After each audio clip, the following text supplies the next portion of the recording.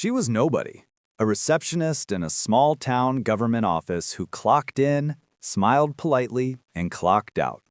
For 5 years, Emily Chen had mastered the art of invisibility. She signed no petitions, attended no protests, and voiced no opinions. She was the definition of playing it safe.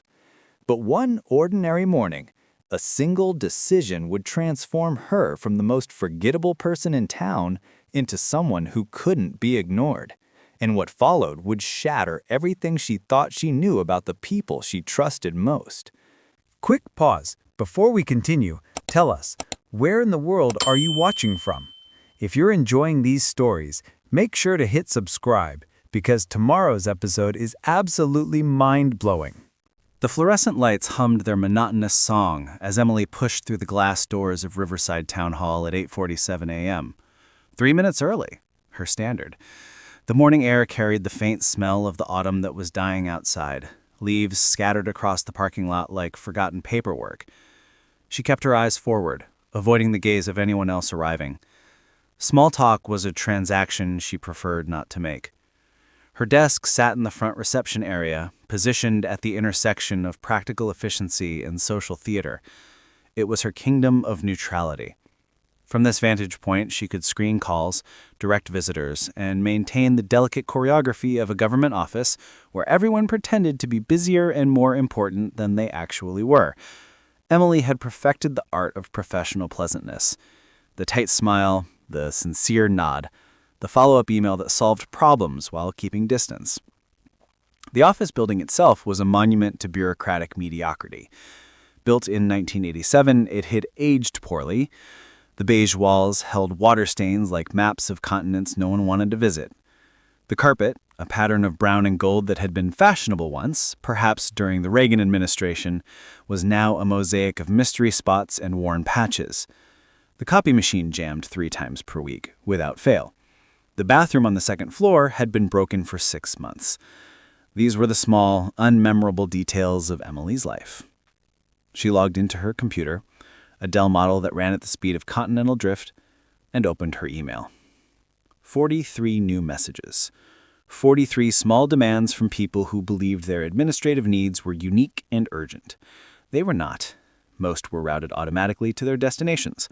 A few required her personal attention, scheduling conflicts, supply requests, the occasional visitor inquiry. At 9:15 a.m., Mayor Richard Davidson arrived. He always made an entrance, not because he was pompous, but because he had learned early that visibility was the currency of local politics. Mayor Davidson was 52 years old, with the kind of face that looked perpetually confident, smooth features that seemed unlined by doubt, teeth whitened by a dentist who understood the value of image in a democracy of 5,000 voters. He wore navy slacks and a white dress shirt with the sleeves rolled up to his forearms, a calculated gesture of approachability. His wedding ring, gold, substantial, caught the light as he waved at Emily. "Morning, Emily. How's the world treating you?" This was their standard exchange. Emily had calculated the appropriate response long ago. "Can't complain, Mayor. You have a 9:30 with the county assessor. He's running about 10 minutes late." "You're a save-liver. Coffee's on my desk?" "Exactly how you like it." Mayor Davidson smiled, the genuine smile of a man who had learned that small acts of human recognition were far more valuable than grand gestures. He disappeared down the hallway toward his corner office, his footsteps confident against the linoleum floor. Emily returned to her emails. She was part of an ecosystem she neither questioned nor challenged. The municipal machinery operated according to principles she had never examined. It simply existed, the way the sun existed, powerful, distant, and not her concern. Her job was to be the oil that reduced friction, the person who made other people's lives slightly more convenient. She was good at it. She took pride in it, in the quiet satisfaction of competence in an unglamorous role. The morning proceeded as mornings did. A woman called about a zoning permit. Emily transferred her to the right extension. A teenager came in asking about summer job opportunities in the municipal government. Emily gave him the website to check. A mailman delivered a stack of certified letters. Emily signed for them and distributed them to the appropriate offices. Each small task completed, Each moment consumed, each hour bringing her closer to 5 p.m. when she could leave and return to the small apartment where she lived alone. Her apartment was as unremarkable as she was. A one-bedroom on the second floor of a building from the 1970s, painted a shade of beige that matched the walls of her workplace. She had made no effort to personalize it. The walls were bare, the furniture was functional. Her TV was a 40-inch flat screen that she watched while eating takeout food. She had no hobbies that consumed significant portions of her time. She read occasionally. She went to the gym twice a week, not out of passion, but from a sense of obligation to prevent her body from deteriorating too rapidly. She had friends, Sarah and Marcus, colleagues from college, but she saw them infrequently and their conversations were increasingly filled with the weight of adult responsibilities neither of them had anticipated. Emily was, by any reasonable measure, happy. Not euphoric, not passionate, but fundamentally content. She had escaped the chaos of her childhood, a mother who was perpetually frantic, a series of stepfathers who came and went, a neighborhood where the sound of sirens was as common as birds sung. She had clawed her way to stability, and stability, she believed, was the highest form of human achievement available to someone of her circumstances. The afternoon proceeded into the afternoon, as it always did. At 12:30, she ate a salad that she had packed that morning, seating at her desk while half reading a novel on her phone. At 3 p.m., she took her 15-minute break, walking outside to feel the sun on her face, a small act of self-care that required minimal effort. At 4:45, she began preparing her workspace for the next day, knowing that preparation was the enemy of chaos. At 5:58, someone she had never seen before walked through the glass doors of the town hall. He was not remarkable in appearance, average height, maybe 5'10", with dark hair that had not been combed with particular care that morning. He wore jeans and a t-shirt that said Riverside Community Alliance across the chest, faded and worn from many washings. He was perhaps 35 years old, with the kind of face that suggested he spent time outdoors or worried frequently, or both. His name was James Rivera, though Emily did not know this yet. He approached her desk with purpose, and Emily's trained reflexes activated. She straightened her posture, arranged her face into her professional expression, and prepared to direct him to the appropriate destination. "I'm here to see Mayor Davidson. Is he available?" Emily consulted her calendar on her screen, a motion she had performed thousands of times. "I'll need to check. What's your name, and what's this regarding?" "James Rivera. I'm here about the residential development proposal for the east side." Something small shifted in her chest. She had seen communications about this proposal. She had typed some of them. It was a housing project intended for low-income families, a collaboration between a nonprofit developer and the city that was supposed to provide 30 units of affordable housing in a neighborhood that desperately needed it. She had processed the paperwork without thinking much about it. It was just more words to type, more documents to file. "Let me see if he can fit you in," she said, reaching for her phone. Mayor Davidson, it turned out, could fit him in. 5 minutes. Emily directed James to the waiting area and watched him settle into one of the uncomfortable chairs that lined the hallway. Chairs that were deliberately uncomfortable, she had come to understand, designed to discourage extended waiting. At 5 p.m. exactly, she locked her computer, put on her jacket, and walked out to the parking lot. She did not look back. She did not think about James Rivera or his proposal or the meaning of his presence in that hallway. Such things were not her concern. That would be the last moment of her old life, though she did not know it. The next 2 weeks proceeded with their normal rhythm. Emily arrived at 8:47 a.m., performed her duties, and departed at 5 p.m. The seasons turned imperceptibly from late fall into early winter. The leaves finished their death, creating brown carpets across the parking lot that nobody bothered to rake. The temperature dropped incrementally until people began wearing heavier coats, moving a little faster, as though haste could generate heat. She thought occasionally about James Rivera. She had Googled him one evening, a moment of idle curiosity, and found that he was indeed associated with the Riverside Community Alliance, a nonprofit organization that advocated for housing rights and environmental justice in the city. His photograph appeared in articles discussing various proposals and projects. He seemed to be a person who cared deeply about things, which Emily found both admirable and slightly exhausting to contemplate. She never mentioned this to anyone. She simply carried the knowledge with her as she moved through her days. Then, in early December, something unexpected happened. Emily was at her desk on a Thursday morning when a woman came through the front doors. She was not alone. She held the hand of a small boy, perhaps 6 years old, and a girl who looked to be 8. The woman herself was perhaps 30, though her face held the kind of weariness that sometimes appeared in people much older. Her coat was worn thin at the elbows, and her shoes were scuffed in a way that suggested they had been walked in for many miles. The woman approached Emily's desk with an expression that combined hope and dread in equal measure. "Hi, I'm Sarah Martinez. I'm looking for Mayor Davidson.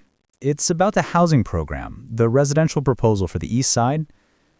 Emily felt something shift inside her, though she could not have articulated what exactly had shifted.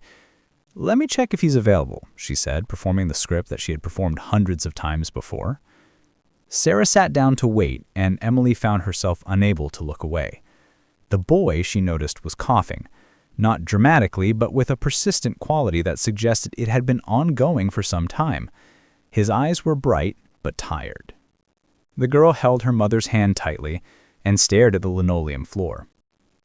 Mayor Davidson was in a meeting, Emily learned. He would be available in about 20 minutes. She relayed this information to Sarah, who nodded and settled into one of the uncomfortable waiting chairs, pulling the children close to her. Emily tried to return to her work. She typed an email response, she scheduled a meeting, she updated a spreadsheet. But her attention kept drifting to the small family in the waiting area. She noticed details she normally did not observe, the way Sarah's shoulders curved inward as though she was trying to occupy less space, the way the girl rested her head on her mother's shoulder, the way the boy coughed. 25 minutes passed. Mayor Davidson emerged from his office, greeting Sarah with the warm professional smile that Emily had come to understand was his particular skill, the ability to make people feel simultaneously important and unimportant depending on his needs. "Sarah, come on back. Let's talk about your situation."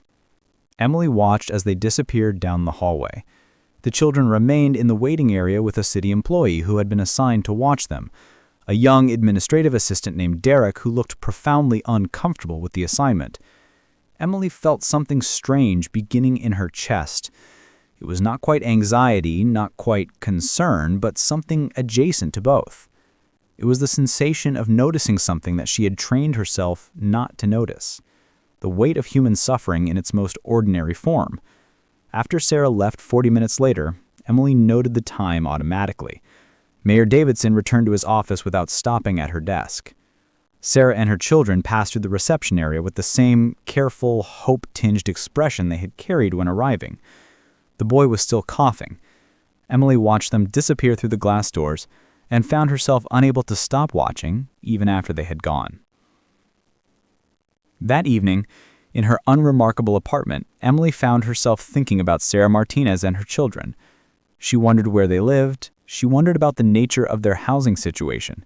She wondered why the woman's eyes had held such a mixture of hope and desperation when discussing a housing program. She opened her work email on her personal laptop, something she rarely did, and searched for communications related to the residential development proposal. The emails were there, of course. Years of her fingers had typed and organized them. She read through the chain carefully, perhaps for the first time with genuine attention. The proposal, she learned by reading carefully, was designed to create 30 units of affordable housing in a neighborhood known as the East Side, an area that had been systematically underfunded for decades. The units were to rent at rates between $600 and $800 per month, which was approximately half what comparable housing rented for in the private market.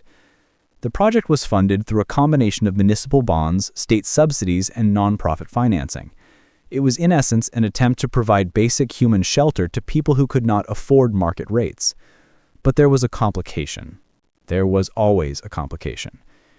In the most recent email, she saw a note from Mayor Davidson to the city council. The language was careful, professional, and devastating. Upon further review of the East Side proposal, concerns have emerged regarding the fiscal feasibility of the project. The long-term financial obligations to the municipality require reconsideration. Recommend deferring implementation pending further study. Deferring meant postponing. Postponing typically meant forgetting. She noted the date of this email. It had been sent approximately 3 weeks after James Rivera's visit to the office. She told herself not to investigate further. She told herself that this was not her concern. She told herself that she was a receptionist, not a policy analyst, and that her job was to receive people and direct them to the appropriate destinations, not to question the decisions made behind closed doors. But she did not follow her own advice. The next morning, using her administrative access to the municipal filing system, Emily began to search. The project files were stored in a shared drive that she had access to as part of her role. She found budget analyses, developer proposals, environmental impact studies, and correspondence between the city government and the nonprofit organization overseeing the project. And then she found something that was not hidden exactly, but which was also not prominently featured in any of the communications she had seen. It was a memo from Mayor Davidson to the City Council Finance Committee. The date was from 6 weeks prior. In it, he described a separate proposal that had come to his attention. A real estate development company called Riverside Ventures wanted to purchase the same land, or rather land adjacent to and overlapping with the proposed housing project, to build a mixed-use commercial complex. The projected value of this development was significantly higher than the projected value of the low-income housing. The commercial development would generate tax revenue. The low-income housing would not, at least not to the same degree. The commercial development, the memo noted, was favored by several prominent business owners in the community. It would attract chain restaurants and retail establishments that would enhance the vibrancy of the East Side. The memo concluded by saying that the city should carefully consider how to best balance community needs with economic development opportunities. Emily read this memo 3 times. She did not require 3 readings to understand its meaning. The meaning was clear. The decision had already been made. She closed the document and returned to her desk. She performed her job for the remainder of the day. She typed emails. She directed visitors. She scheduled meetings. She did everything she had always done while carrying inside her a new awareness that was rapidly becoming impossible to ignore. Telling and preparing this story took us a lot of time. So if you're enjoying it, subscribe to our channel. It means a lot to us. Now back to the story. The meeting room on the 3rd floor of Town Hall was painted a color that could only be described as institutional green. It was the color of waiting rooms in hospitals, of government buildings, of places where important decisions were made by people who did not have to live with the consequences. Emily stood in the doorway of this room on a Thursday afternoon in early December, holding a stack of printed agendas for the city council meeting that was scheduled to begin in 15 minutes. She was not supposed to be there. Her job was to print the agendas and ensure they were distributed to the appropriate parties. Usually, she simply left them in the council members' offices or placed them on a central table. But today, Mayor Davidson was in the room, reviewing documents with Derek, who had been promoted 6 months ago to Assistant Director of Municipal Planning. Derek was explaining something about zoning classifications, his voice taking on the careful tone of someone who was presenting information they did not entirely believe in but had committed themselves to defending. The East Side parcel, Derek was saying, is currently zoned for residential and mixed-use development. The commercial proposal from Riverside Ventures would require rezoning, but that's not technically a barrier. Mayor Davidson nodded, making a note on a paper in front of him. And the nonprofit. They've indicated that if the city withdraws support, the project cannot proceed. They lack the resources to move forward without municipal backing. Emily should have left. She should have placed the agendas and departed. Instead, she found herself pausing, her attention caught by the implication of what Derek had said. The city withdrawing support. It was not a decision that was being made. It was a decision that had already been made and was now being systematically justified. Mayor Davidson looked up, For a moment his eyes met Emily's, and she saw something flicker across his face. Not guilt, exactly, not even awareness, just a brief recognition of being observed. Then his expression settled back into professional neutrality. "Emily, can you give us a minute?" She nodded and backed out of the room, her face burning in a way she could not explain. She had not been accused of anything. No lines had been crossed that she could point to and name. But something had shifted in the way she understood Mayor Davidson and his relationship to the decisions he made. That evening, Emily did something she had not done since her early college years. She attended a meeting. The Riverside Community Alliance held public meetings every second Thursday in the community center downtown, a brick building that had been constructed in the 1960s and had survived decades with the kind of patient determination of buildings that no one bothered to demolish. The meeting room was on the second floor, accessible by stairs that smelled faintly of industrial cleaner and age. Emily almost turned back 3 times. She told herself that she was not the kind of person who attended meetings. She told herself that she had nothing valuable to contribute. She told herself that her presence would draw attention that she did not welcome. But she climbed the stairs anyway.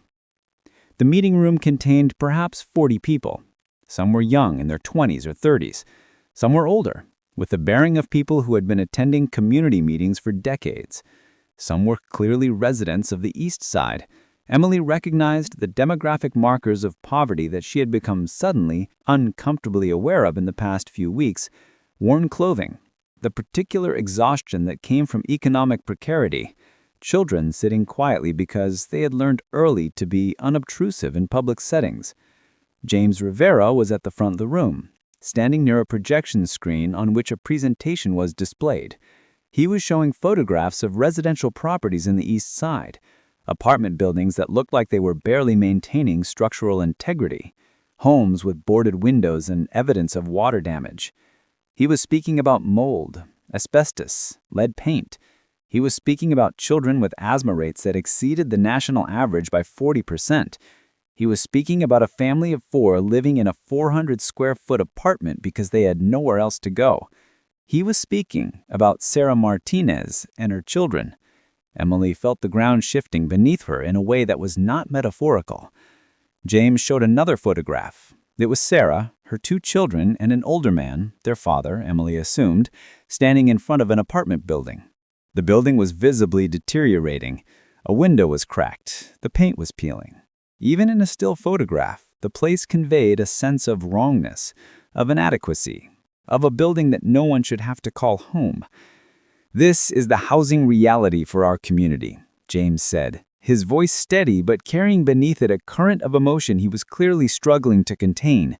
"This is why we need the East Side Development Project. 30 units of decent, safe housing for families that are being priced out of existence. 30 units for people who work full-time jobs and cannot afford rent. 30 units because this is a city, and cities are supposed to take care of their residents." He paused, and I saw his jaw tighten. "I've been informed that the City Council is reconsidering their support for the project. I've been told there are fiscal concerns. I've been told there are competing priorities. What I want to say to you is this: there are always competing priorities. There are always reasons to do nothing. But what there isn't always is the political will to look at people like Sarah and her children and say, we can do better. And that's what we're fighting for. Not charity, not welfare, just the basic recognition that everyone deserves safe housing." The meeting continued for 2 hours. Community members shared their stories.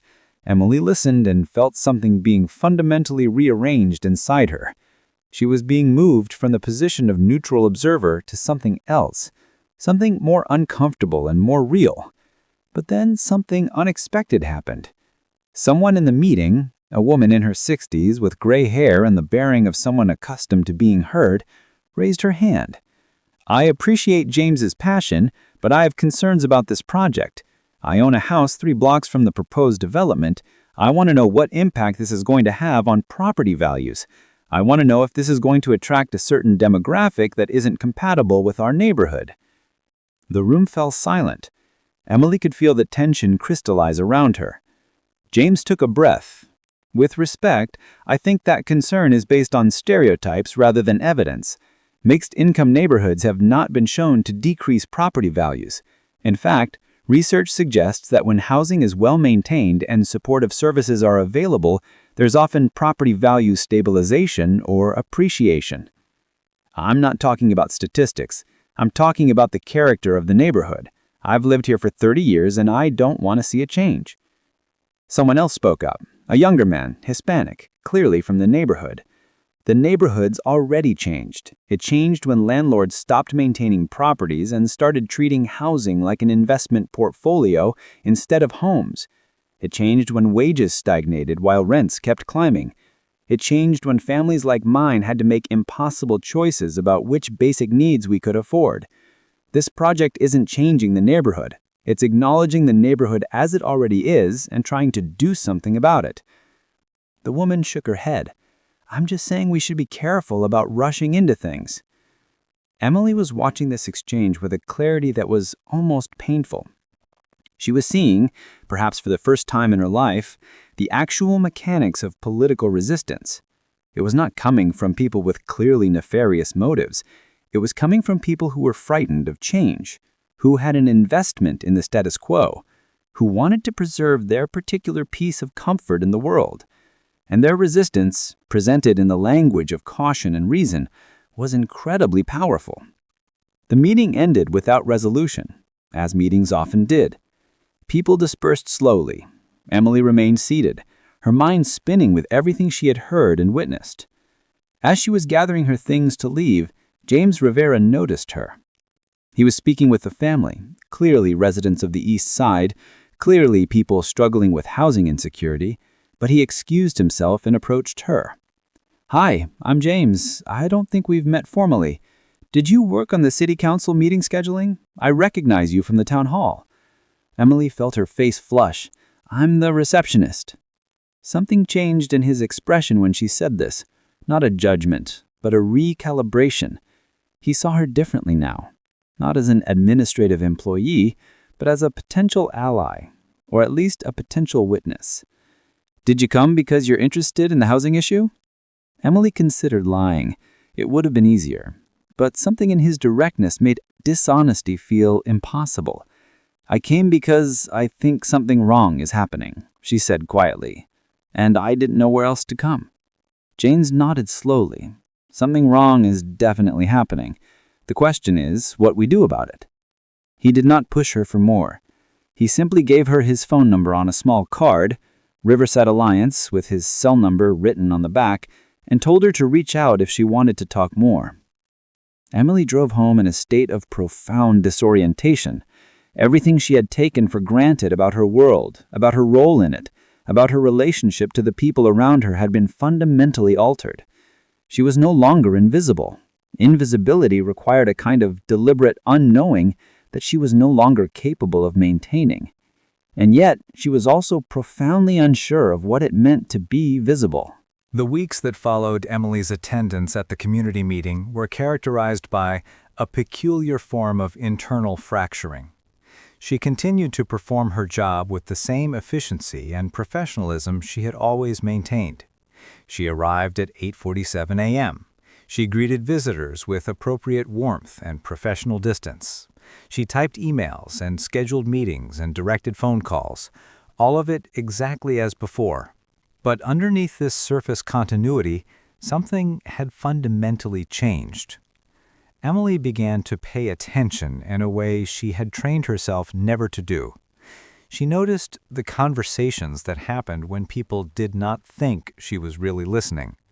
She became aware of the flow of information through the building, the way decisions were made in hallways and bathrooms and parking lots. She started to understand that the formal channels of municipal governance, the public meetings, the official documents, the recorded decisions, were often merely the theatrical staging of conclusions that had already been reached in spaces she did not have access to. She also began, carefully and with a growing sense of transgression, to examine the actual documents related to the East Side proposal. There was nothing classified about them. They were all stored in shared drives that she had legitimate access to. There was no rule against an employee reading documents that were technically open information, and yet Emily felt, as she spent her lunch hours diving deeper into the project files, that she was engaging in something illicit. What she found was not shocking exactly, but it was clarifying. The commercial development proposal from Riverside Ventures came with a detailed financial analysis. The project was projected to generate approximately $2.3 million in tax revenue over a 10-year period. It would create approximately 120 jobs, though a careful reading suggested that most of these would be retail positions, paying between $11 and $14 an hour.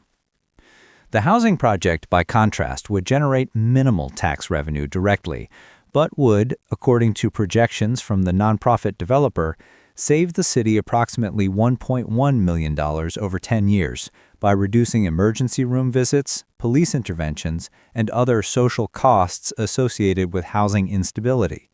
Additionally, it would provide housing for families that could not otherwise afford it. The choice between these two projects was therefore a choice about what the city valued. Did it value economic development and increased commercial activity, or did it value the direct provision of basic human needs? Emily recognized intellectually that this was a legitimate policy choice. She also recognized, increasingly viscerally, that Mayor Davidson had not presented it as such. He had framed it as a technical decision made on fiscal grounds, when in reality it was an ideological decision made on the basis of what he believed the city should prioritize. She found herself wanting to tell someone about what she had discovered. But who? Her friends from college were scattered across the country. Her coworkers were embedded in the same system that she was beginning to question. And there was no one in her family. Her mother was still living in a state of quiet chaos in Sacramento. Her stepfathers long since departed. So instead she called James Rivera. "It's Emily," she said when he answered. "From the reception desk. You gave me your number." "Of course. I was hoping you might reach out. What's going on?" "I want to talk to you about the housing project, about the documents. There's something I think you should know." They arranged to meet at a coffee shop downtown, away from the town hall, away from anywhere that Emily might be observed.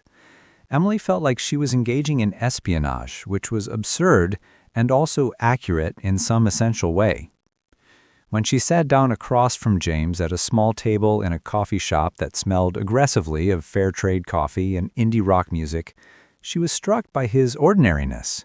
He was just a man, perhaps in his mid-30s, with dark eyes and a slightly worn quality that came from spending his energy on things he cared about rather than things that would have made him comfortable. He was not a revolutionary. He was not even particularly charismatic. He was just someone who had decided that housing was important enough to dedicate significant portions of his life to advocating for it.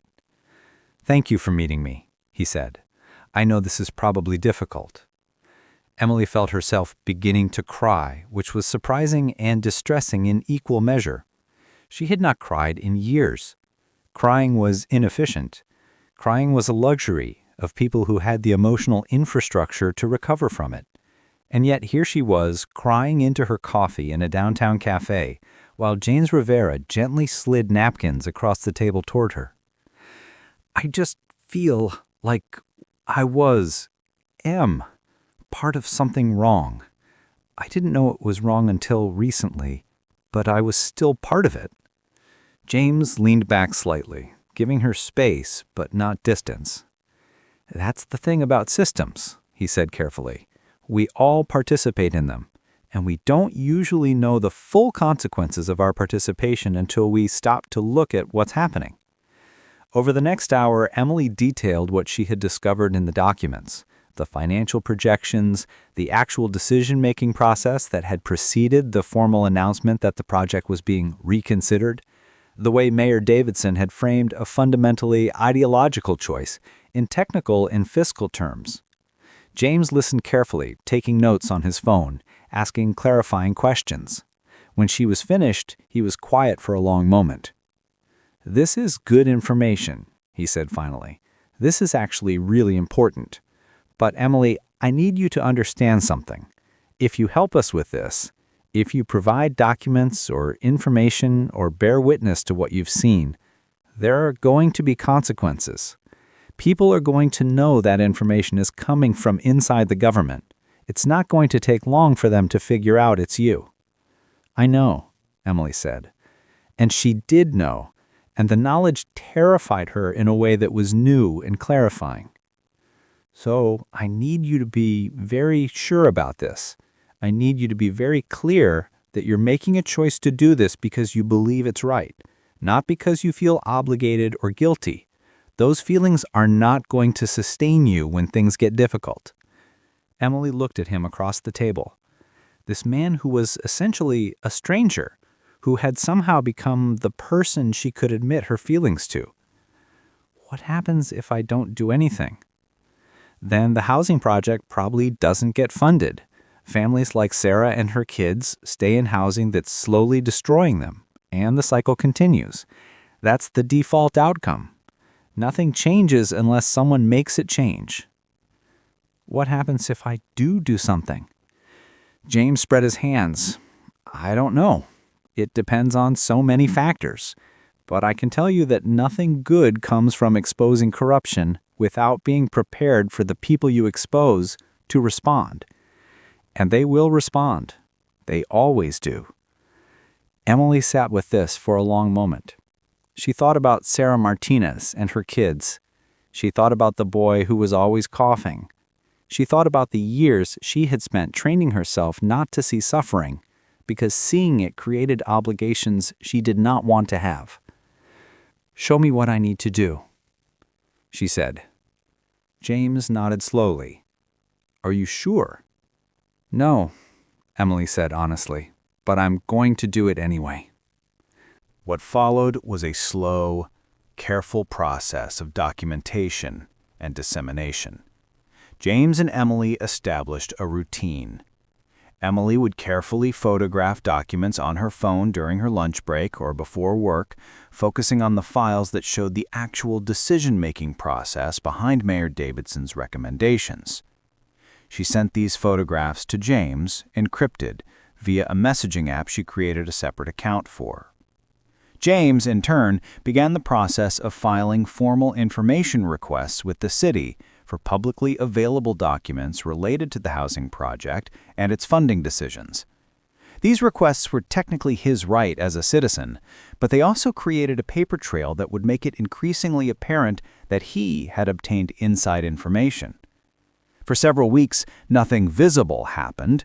Emily continued to come to work, continued to perform her duties, continued to navigate the daily rhythms of municipal administration. She began to feel almost schizophrenic, performing her role as the loyal, professional receptionist while simultaneously engaging in actions that were gradually undermining the structure she was supposed to support. Then, in mid-January, the first crack appeared. A local journalist, Sarah Cho, who worked for the Riverside Gazette, the small newspaper that covered city affairs, began asking questions. She started with innocent-seeming inquiries. What was the status of the East Side housing project? Why had the timeline changed? What were the fiscal concerns that Mayor Davidson had cited? Emily watched as these questions moved up the chain. Derek called a meeting with Mayor Davidson. Mayor Davidson called a meeting with the city finance director. Emily was not in these meetings, but she could see the disturbance rippling through the normal operations of the office. People were on edge. Conversations that had been casual became guarded. Then came the moment that Emily had been simultaneously dreading and anticipating. Mayor Davidson called her into his office late one afternoon just as she was preparing to leave. It was 4:47 p.m. She had noticed that he waited until people were tired and thinking about their evenings to make certain kinds of requests. It was a small manipulation, the kind of thing most people did unconsciously, but which Mayor Davidson did with clear intention. "Emily, come here a minute." She stood up and walked the 30 feet to his office with a sense of her own body that was completely disassociated from her actions. She was watching herself walk. She was observing her face maintaining its professional expression. She was monitoring her breathing to ensure it remained normal. Mayor Davidson gestured to the chair across from his desk. "Sit." She sat. "I'm going to ask you something, and I want you to think carefully before you answer," he said. His voice was warm and reasonable, which somehow made it more threatening than if it had been cold. "Have you been sharing documents from this office with James Rivera or anyone from the Community Alliance?"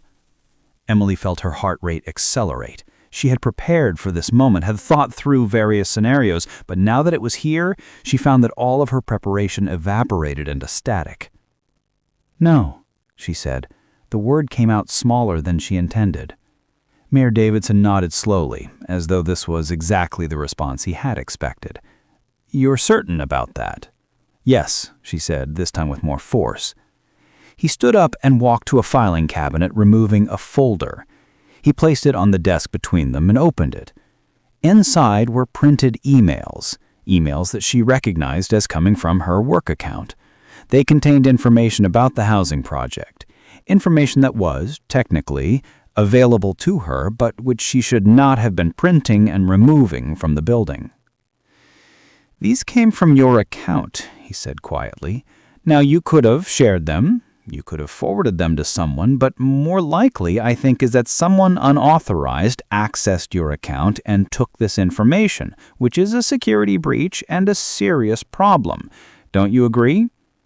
Emily understood what he was doing. He was offering her an out. He was creating a narrative in which she was the victim of unauthorized access rather than the perpetrator of information sharing. All she had to do was accept the story. All she had to do was nod and say, "Yes, it must have been a security breach. How awful. I'm so sorry for the inconvenience." All she had to do was lie. "That's not what happened," she heard herself say. Mayor Davidson's expression did not change, but something shifted in his eyes, a recalibration. He had expected her to take the easy out, the fact that she hadn't suggested something about her that he had not previously understood. "Explain," he said simply. "I've been sharing information with James Rivera. I've been sending him documents that show how the decision was actually made because the public narrative doesn't match the actual decision-making process, and I think people have a right to know that." She watched his face as she spoke. She could see him processing this information, recalibrating his understanding of his receptionist, deciding how to respond to an employee who had just admitted to undermining him. When he finally spoke, his voice was still warm, still measured, but with an edge underneath it that had not been there before. "Emily, I'm going to be very direct with you. What you've done is a breach of your employment agreement. It's a breach of confidentiality. It's potentially illegal, depending on what exactly you've shared and how you've shared it, and it's deeply, deeply disloyal." He let that word hang in the air, disloyal, and Emily felt its weight settle on her. "I've treated you well. I've given you regular raises. I've given you flexibility with scheduling. I've spoken highly of you to other city departments when people have asked about you, and this is how you repay that trust." Emily felt the guilt hit her with a force that was almost physical, because what he was saying was true. He had treated her well. He had been, by the standards of municipal employment, a good employer. And she was, in a real sense, betraying the relationship of trust they had built. But underneath the guilt was something else, a clearer understanding, a willingness to accept the consequences of doing what she believed was right rather than what was comfortable. "I understand," she said quietly. "I understand that what I've done has consequences. And I accept that." Mayor Davidson leaned back in his chair. He was quiet for a long moment, studying her with an expression that she could not quite read. "Here's what's going to happen. You're going to take 2 weeks, paid leave. You're going to think about what you want to do. You can continue working here, but the environment has become untenable. Or you can resign. But if you stay, you need to understand that this is never going to be the same. The trust is gone. You'll find yourself reassigned, overlooked for promotions, generally made to understand that you've damaged yourself professionally. Alternatively, you can resign, and I'll give you a neutral reference so you can find work elsewhere." He was not firing her. He was giving her the option to fire herself, which, in some ways, was worse. He needed to know, he continued, what your intention is. Are you going to continue cooperating with James Rivera? Are you going to continue undermining this administration? Emily thought about Sarah Martinez and her children. She thought about the way the system worked, the way decisions were made in spaces where she could observe them. She thought about the difference between comfort and complicity. Yes, she said, I'm going to continue helping James. I'm going to continue doing what I think is right, even though it's going to cost me. Mayor Davidson nodded as though she had just confirmed something he had suspected all along. Then I think you should take the resignation option. Find yourself another job. And Emily. He paused. I hope you're prepared for what comes next, because this isn't over. Not by a long shot. Emily stood up on legs that felt unstable. She walked out of his office and to her desk, where she gathered the few personal items she kept there. A photograph of her mother, a coffee mug with a joke on it that no one had ever laughed at. And she typed a resignation email, copied Mayor Davidson, and sent it before she could change her mind. By the time she reached her car, her hands were shaking so badly she could barely insert the key into the ignition.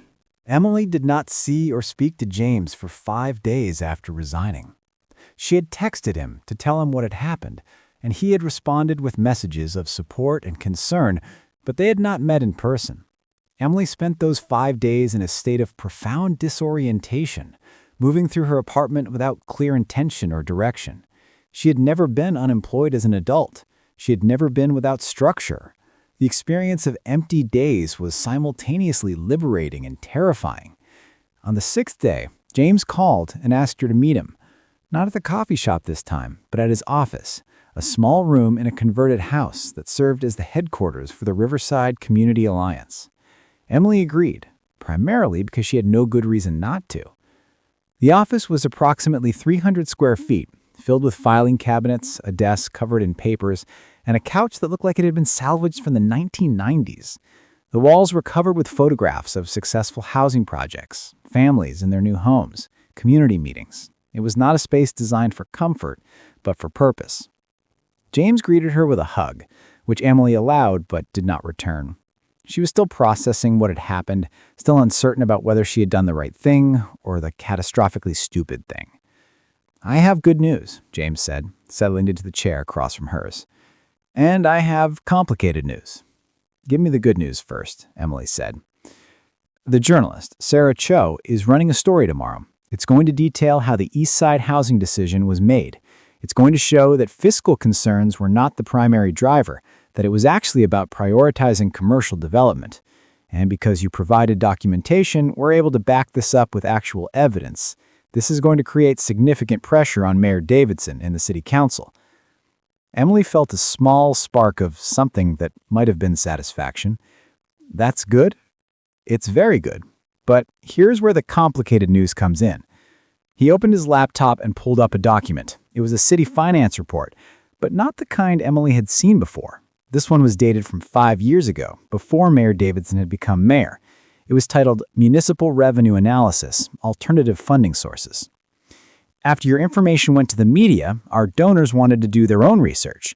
They have a lawyer on our board, and she decided to file a comprehensive public records request, not just related to the housing decision, but going back further, looking at patterns in how the city makes decisions and allocates resources. He scrolled through the document. What she found is interesting. The city has consistently favored commercial development over social services for the past decade.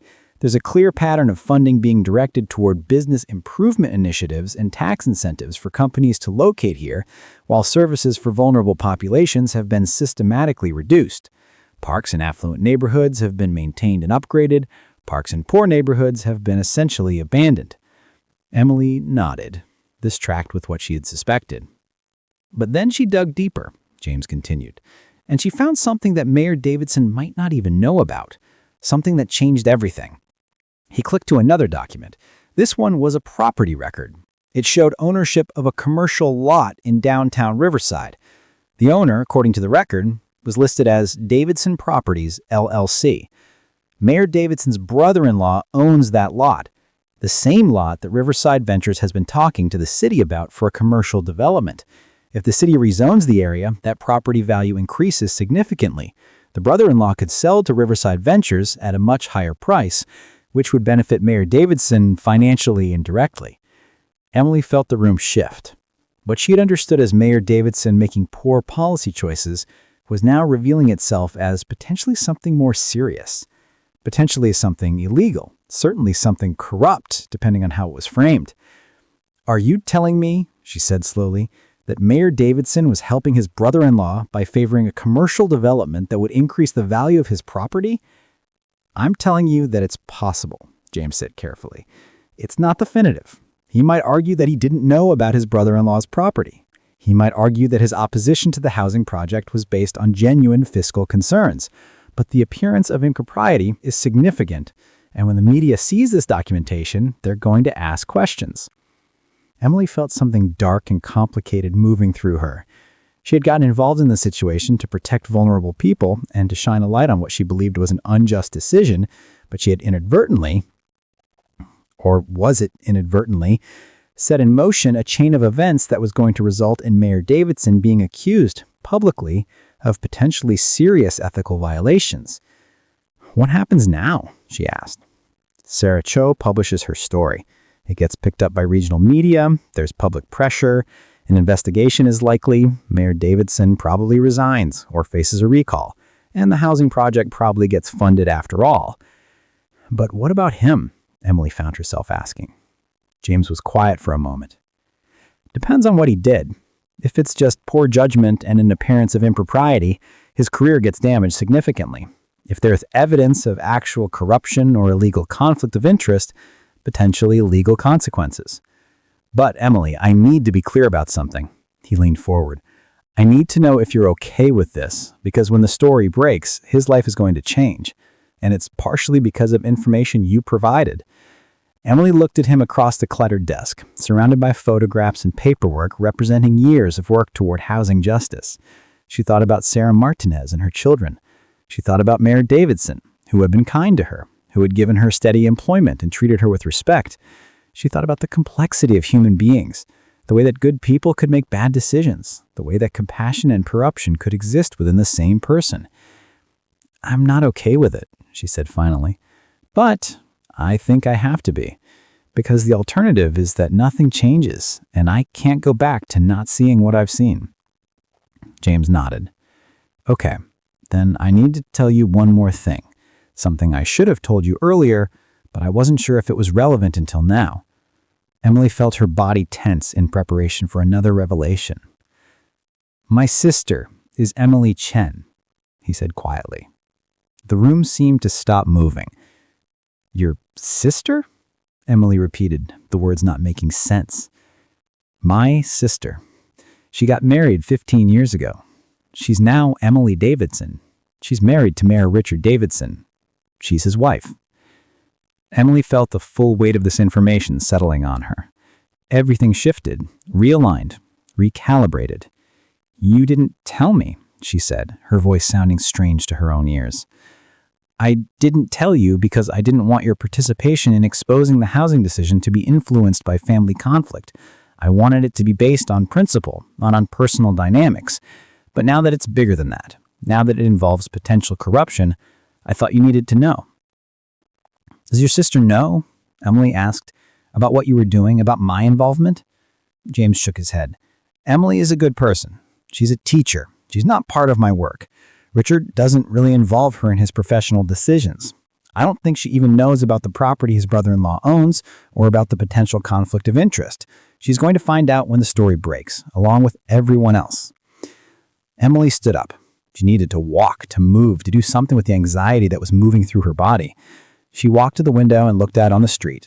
Ordinary people going about their ordinary lives, completely unaware that a small chain of events was about to upend the life of someone they might know. "I need to think," she said. "I need to be alone and think about this." "Of course, take whatever time you need." Emily left the office and drove home without any clear sense of having driven. She existed in a state of profound dissociation, her body performing the mechanical functions of transportation while her mind worked through the implications of what she'd learned. By the time she reached her apartment, she had arrived at a decision. It was a decision that she was not entirely comfortable with, but it felt necessary. She found Emily Davidson's phone number through an internet search. She was listed as a teacher at Riverside High School, and the school website had faculty contact information. Emily sat with her finger hovering over the call button for nearly 20 minutes before pressing it. Emily Davidson answered on the third ring. "Hello? Is this Emily Davidson?" Emily asked, her voice sounding strange and formal. "Yes, who's this?" "My name is Emily Chen. I worked as a receptionist at the town hall. I'm calling because I think you should know something before you find out from the media, something that's going to affect your husband and your family." There was a pause. Emily could almost feel the other Emily's confusion through the phone line. "I think we should meet," Emily said, "in person, because this is the kind of thing that needs to be said face to face." Emily Davidson insisted on meeting at her school, in her classroom, after hours. Emily Chen found herself walking through the hallways of Riverside High School, a space she had not been in since graduating nearly 10 years ago. The building smelled the same: chalk dust and teenagers, and the particular funk of adolescent confusion that no amount of cleaning could fully dispel. Emily Davidson was waiting in her classroom, a bright, organized space filled with books and student artwork. She was, Emily immediately noticed, younger than Mayor Davidson, perhaps 40 years old, with warm eyes and an open posture that suggested someone accustomed to being approached by troubled teenagers needing advice. Her beauty was understated, comfortable, the kind that suggested she did not spend significant mental energy thinking about her appearance. "I'm grateful you came in person," Emily Davidson said, gesturing to a chair, "though I have to say I'm very confused about what this is about." Emily Chen sat down and found herself unable, for a moment, to speak. She had rehearsed this conversation multiple times in her head, but the presence of another actual human being complicated everything. "I'm going to tell you something, and I want you to know that I'm telling you this not because I'm trying to hurt you or your family, but because I think you deserve to know what's about to happen, what's about to become public." Over the next 30 minutes, Emily explained the entire situation. She explained what she had learned about the housing project decision. She explained what James had discovered about the property ownership and the potential conflict of interest. She explained that a story was going to break in the media, probably the next day or the day after, that would detail all of this. Emily Davidson listened without interrupting. When Emily finished, she was quiet for a long moment. "James told you to contact me?" Emily Davidson said finally. It was not a question. "No, he didn't. He wouldn't approve of me contacting you. I'm doing this against his advice, basically." Emily Davidson nodded slowly. "Why?" "Because I think you should hear this from a human being, not from a newspaper headline. Because I think you deserve the opportunity to process it privately before it becomes public. And because, honestly, I think you might be able to help stop this before it becomes something irreversible." "Help stop it how?" Emily Davidson asked. And there was something in her voice, a deep weariness, that suggested she already knew the answer. "Talk to your husband. Tell him that you know. Tell him that he needs to come forward about the property ownership, about the conflict of interest, before the media does. Give him the opportunity to get ahead of this, to frame it the way he wants it framed, rather than letting the media create the narrative." Emily Davidson stood up and walked to the window of her classroom, which looked out onto the parking lot. "Richard told me the East Side housing project was a bad financial decision. He said the city couldn't afford it. I believed him because I had no reason not to. I don't pay attention to municipal governance. I teach high school English. I read books and help teenagers understand the themes of literature." She turned back to face Emily, and I could see the moment when she made a decision, a moment not unlike Emily's own decision in Mayor Davidson's office, except it was even heavier because it carried inside it the weight of a marriage and a shared life. "I'm going to talk to him, and then I'm going to decide what to do about my marriage. But Emily, can I call you Emily?" She waited for Emily's nod. I want you to know that I'm grateful for what you did. Even though it's going to complicate my life significantly, I'm grateful because you gave me the truth, and the truth is worth the complications. Emily left the school feeling lighter and heavier simultaneously. She had done what she believed was right, but she was also acutely aware that she had just, in some essential way, helped to blow apart the marriage of a woman she did not know. The moral arithmetic no longer felt clean. Right and wrong had become something more complicated than she had ever understood them to be. The article, published in the Riverside Gazette on January 28th, was titled "Housing Project Reversal Raises Questions About City Priorities and Conflicts of Interest." Sarah Cho, the journalist, had done thorough work. She laid out the entire decision-making timeline, detailed the fiscal arguments Mayor Davidson had made, and then systematically dismantled them with evidence that the housing project's financial projections were actually solid. She noted the apparent contradiction between a mayor who claimed fiscal concerns and a mayor whose brother-in-law owned property that would significantly increase in value if the city pursued commercial development. The story was carefully written to raise questions, rather than make direct accusations. It was subtle enough that it could not be sued for defamation, but not so subtle that readers couldn't understand the implication. Mayor Davidson had made a decision that benefited his family members' financial interests, while harming vulnerable populations, and he had misrepresented the basis for that decision. The story was picked up by the regional media 2 days later. By February 5th, it had been picked up by a major national newspaper focused on local government corruption. The headline they used was less subtle: "Mayor's Reversal of Housing Project Benefits Family Property." By February 10th, Mayor Davidson had resigned. He did not resign quietly. He issued a statement saying that the housing decision had been made on sound fiscal principles, that he had no knowledge of any conflict of interest related to his brother-in-law's property, and that he was being forced out by a combination of activist pressure and media sensationalism. He insisted that he had been a good public servant and that he was the victim of a political hit job. The city council launched a formal investigation into his conduct over the previous 5 years. By the end of that investigation, they had identified multiple instances where his decisions appeared to have been influenced by personal financial interests rather than the public good. He was not prosecuted. There was no clear evidence of illegal activity, but his reputation was thoroughly destroyed in the community. He moved to another state and took a job in the private sector, where his particular skill set for prioritizing business interests over social needs was apparently valued. His wife, Emily Davidson, separated from him during the scandal and divorced him 6 months later. She remained in Riverside, continued teaching at the high school, and according to what Emily Chen would later hear through James, became something of a counselor to people affected by the scandal, particularly women dealing with the discovery of fundamental dishonesty in their relationships.